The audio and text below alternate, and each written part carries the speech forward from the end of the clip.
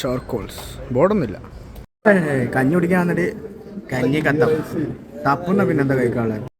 നമ്മുടെ സാധനം എത്തിയിട്ടുണ്ട്, ബിരിയാണി. ഇതാണ് നമ്മുടെ ബീഫ് ബിരിയാണി പറഞ്ഞത്. ഇതാണ് ഫുള്ള് ബീഫ് ബിരിയാണി. ഓ നല്ല ചൂടുണ്ട്. ഐ തിങ്ക് ചോറിൻ്റെ കണ്ടന്റ് കുറവല്ല, കുറച്ച് ബീഫുണ്ട്. ഇത് ഹാഫ്, ഇത് കഴിഞ്ഞാ ഹാഫ്, 2 ഹാഫ് കൂടി, കുഞ്ഞൻ ഹാഫ്.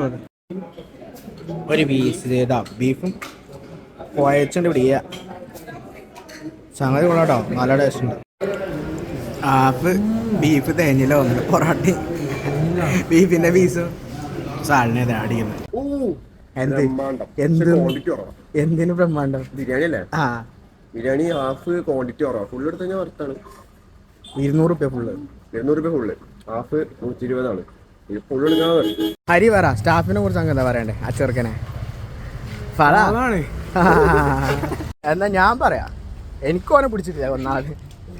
ഓൻ്റെ മറ്റേ ചീട്ട് അറിയാലോ, എന്താണ് മെനു കാർഡില്ലേ, മെനു കാർഡ് അറിയാലോ.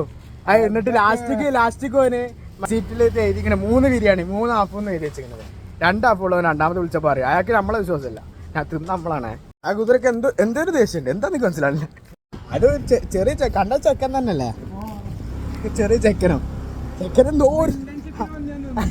ഇന്റേൺഷിപ്പിനോ ചെക്കൻ മറ്റേ മെനു കാർഡ് അറിഞ്ഞപ്പോൾ ഞാൻ ശ്രദ്ധിക്കണേ.